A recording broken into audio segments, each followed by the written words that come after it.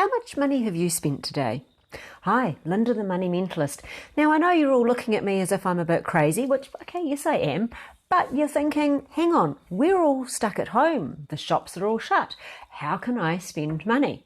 Well, like you, I'm also at home, but I have had an awful lot of really interesting things to buy coming through my feed, and it would be very, very easy for me to whip out the credit card and have had a lovely time spending. Because we are at home and we're maybe not working as many hours as we normally do, there is a very strong temptation to whip out the credit card and do a bit of spending because potentially maybe we are a little bit bored, or we just need to, let's get that movie because that would be really good for us to watch, or I'll just top up on a few more Amazon books.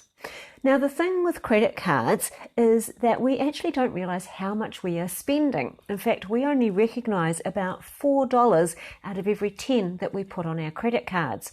And because we are at home and because we're all worried about what's happening with COVID-19, we aren't going to be paying as much attention to what we're doing. So that's the first point. The other thing is what I would like you to do is go back over the last, say, 5 days before we all had to stay at home. Because again, I'm guessing, like me, you went to the supermarket maybe more than once, and you probably spent more than you normally would because we've all been stocking up.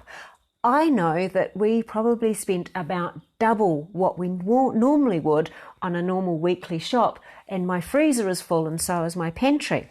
So how much did you spend? And what did you spend it on? So it may well be that you have already spent next week's money before we even get there. So here's a couple of tasks that I would like you to do. So we're going to be practical today. I want you to go back and I want you to have a look and see how much did you spend in the last 5 days before we all had to stay home.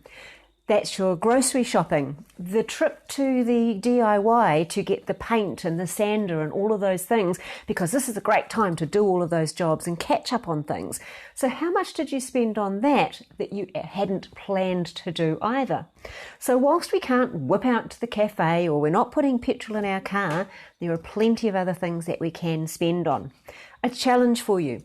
Over this next 4-week period, I would like you to keep a money diary. I'd like you to keep track of all of those little things that pop on the credit card when you're sitting at home going through this 4-week period.